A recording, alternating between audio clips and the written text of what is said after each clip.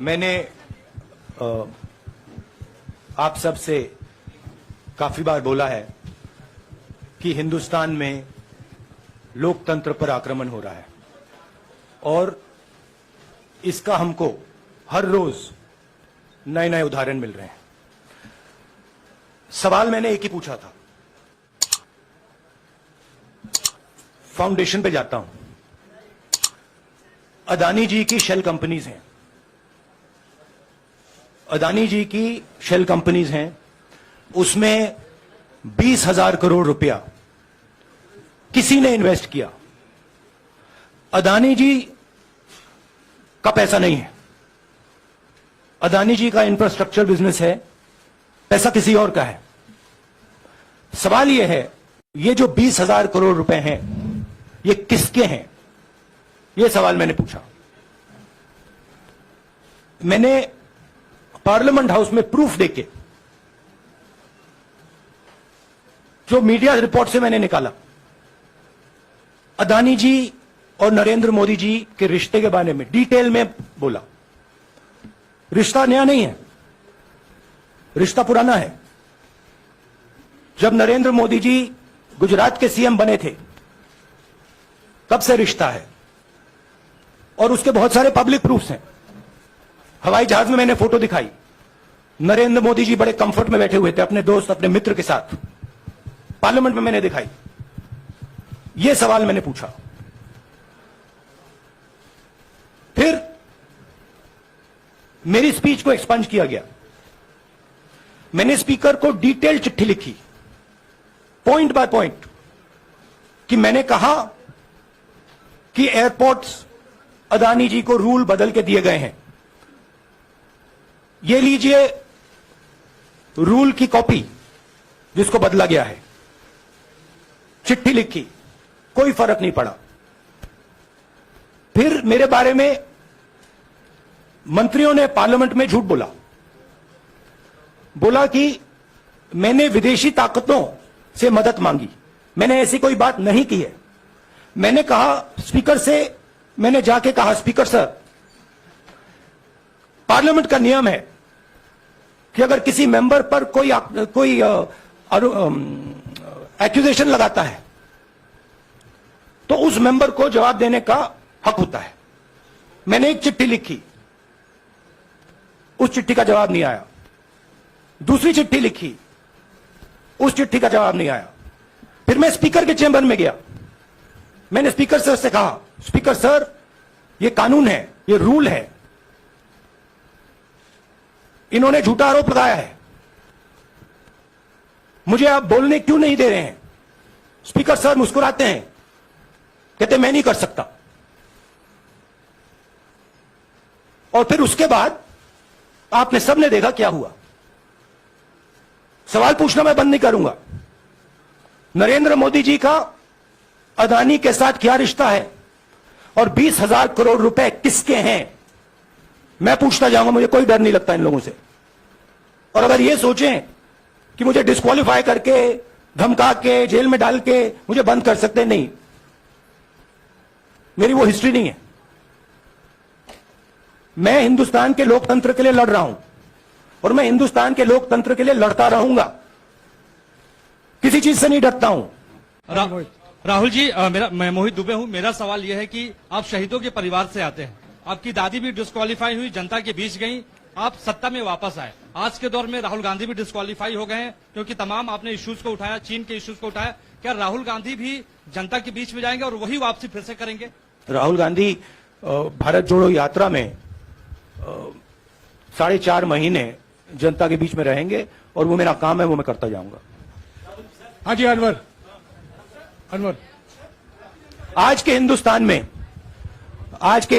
में जो पहले राजनीतिक पार्टियों को सपोर्ट मिलती थी, मीडिया से मिलती थी, बाकी इंस्टीट्यूशन से मिलती थी, वो नहीं मिलती है। तो ऑपोजिशन की पार्टीज को एक ही रास्ता है, जनता के बीच में जाने का। हाँ जी, अनवर। सर, भारतीय जनता पार्टी ने आप पर ओबीसी समुदाय के अपमान का आरोप लगाया है, इस पर आप क्या जवाब देना चाहेंगे भारतीय जनता पार्टी को? मैं पिछले भारत जोड़ो यात्रा में, आप मेरी कोई भी स्पीच देख लीजिए, मैं वहां कह रहा हूं सब समाज एक हैं, सबको एक साथ चलना चाहिए, भाईचारा होना चाहिए, नफरत नहीं होनी चाहिए, हिंसा नहीं होनी चाहिए। तो मेरी पोजीशन बिल्कुल क्लियर है। ये ओबीसी का मामला नहीं है, ये नरेंद्र मोदी जी और अदानी जी के रिश्ते का मामला है। 20,000 करोड़ रुपए जो अदानी जी को पता नहीं कहां से मिले, उसके बारे में मैं सवाल पूछ रहा हूं और उसका जवाब चाहिए। बीजेपी ध्यान को भड़काने की कोशिश करती है, कभी ओबीसी की बात करेगी, कभी विदेश की बात करेगी, कभी कुछ और बात करेगी, कभी डिस्क्वालिफिकेशन की बात करेगी, मगर सवाल यही है 20,000 करोड़ रुपए, $3 बिलियन किसका था? संजय मिश्रा। और वो अदानी का पैसा नहीं हो सकता। उनका देखिए, बीजेपी के नेताओं का काम यही है। देखिए, वो सब नरेंद्र मोदी जी से डरते हैं, कारण आप जानते हो। नरेंद्र मोदी जी ने कहा कि देखिए ध्यान हटाना है। वो सब जानते हैं अदानी जी और नरेंद्र मोदी जी का रिश्ता, सारे के सारे जानते हैं क्या रिश्ता है, सब जानते हैं, मगर डरते हैं। तो अगर नरेंद्र मोदी जी ने उनसे कहा कि भैया ध्यान उधर करो, ध्यान उधर करेंगे। मगर सवाल यही है 20,000 करोड़ रुपए लीगल मैटर है। मैं हिंदुस्तान के लीगल सिस्टम को रिस्पेक्ट करता हूं। मैं लीगल मैटर पे इस प्रेस कॉन्फ्रेंस में बात नहीं करना चाहता। सब विपक्षी दलों का धन्यवाद करता हूं कि उन्होंने इस बात में हमारी सपोर्ट की और हम सब मिलके काम करेंगे। देखिए, अब ये लीगल डिस्कशन है, उस पे मैं टिप्पणी नहीं करना चाहता हूं क्योंकि ये कोर्ट में मामला है। मगर मैं जो भी सवाल उठाता हूं वो सोच समझ के उठाता हूं। मुझे उम्मीद में कोई इंटरेस्ट ही नहीं है, चाहे मुझे सदस्यता मिले ना मिले, मैं अपना काम करूंगा। अगर ये मुझे परमानेंटली डिस्क्वालीफाई कर दें तो भी मैं अपना काम करूंगा, अगर मुझे रीइंस्टेट कर दें तो भी मैं अपना काम करूंगा। मुझे कोई फर्क नहीं पड़ता मैं पार्लियामेंट के अंदर हूं या बाहर हूं, कहां हूं। मैंने आपसे कहा मुझे अपनी तपस्या करनी है, मैं उसको करके दिखाऊंगा, आपके लिए नहीं, अपने लिए। दोनों मुख्यमंत्रियों का भी अडानी जी से रिश्ता है, उनके साथ लेन देन का मामला, उसका कहा धंधे का मामला है।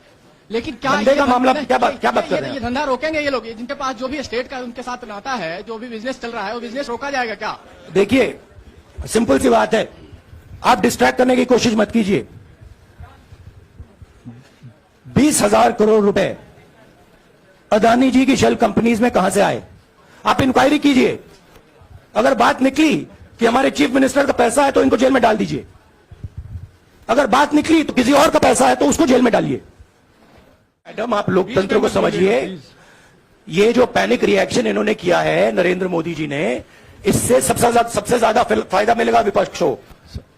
ये इन्होंने हमें हथियार पकड़ा दिया है। ये आप बात समझिए। ये मोदी जी पैनिक में आ गए कि बात निकल जाएगी, ये 20,000 करोड़ रुपए किसके हैं, डर गए, घबरा गए, इन्होंने पूरा सीक्वेंस शुरू कर दिया। ये विपक्ष को सबसे बड़ा इन्होंने हथियार दिया है। राहुल जी, क्योंकि जनता के माइंड में अब एक सवाल आ गया है कि जनता जानती है कि अदानी जी भ्रष्ट व्यक्ति है। अब जनता के माइंड में यह सवाल उठा है कि इस भ्रष्ट व्यक्ति को हिंदुस्तान का प्रधानमंत्री क्यों बचा रहा है।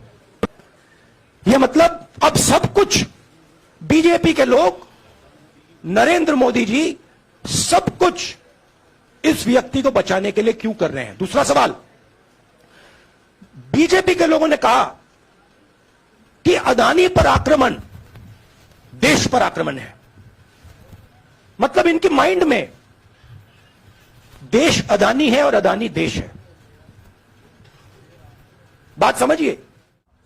अगर डिस्ट्रैक्शन करना है, मैक्सिमम पनिशमेंट की तो जरूरत है। मिनिमम पनिशमेंट से बात थोड़ी बनेगी। मैं तो सोच रहा था भैया 5 साल होते, 7 साल होते, 10 साल होते, वो भी मिल जाता। मुझे क्या फर्क पड़ रहा है। ये पहला आपका अटेम्प्ट वहां से आया, दूसरा आपका अटेम्प्ट यहां से आया, तीसरा आपका अटेम्प्ट यहां से आया। आप इतनी डायरेक्टली बीजेपी के लिए क्यों काम कर रहे हो? थोड़ी डिस्कशन से करो यार, थोड़ा घूम घाम के पूछो। क्या आपको ऑर्डर दिया है क्या? देखो मुस्कुरा रहे हैं। घूम घाम, मैं आपको उदाहरण देता हूं। आप थोड़ा घूम घाम के निकालने को बोलो। देखो ऐसे बोलो पहले, राहुल जी, हाँ, तो please if you want to work for the BJP, then bring a BJP flag symbol here and put it on your chest. Then I'll answer you the same way I answer them. Don't pretend to be a pressman. हवा निकल गई। राहुल जी, राहुल गांधी सोचता है मेरा नाम सावरकर नहीं है, मेरा नाम गांधी है। गांधी किसी से माफी नहीं मांगता। और मैंने कहा, पार्लियामेंट हाउस में कहा कि भैया मुझे बोलने दीजिए ना, एक बार तो बोलने दीजिए। 2 बार चिट्ठी लिखी, तीसरी बार मैं पर्सनली स्पीकर से जाके कहता हूं, स्पीकर सर प्लीज, आप डेमोक्रेसी के लोकतंत्र के आप प्रोटेक्टर हैं, मुझे बोलने दीजिए। मुझको आगे कहते हैं भैया मैं तो नहीं कर सकता। आप नहीं कर सकते तो कौन कर सकता है? शायद मुझे जाके मोदी जी से पूछना पड़े, वो तो करने नहीं देंगे। तो मेरा जो पॉइंट है, इस देश में लोकतंत्र खत्म हो गया है।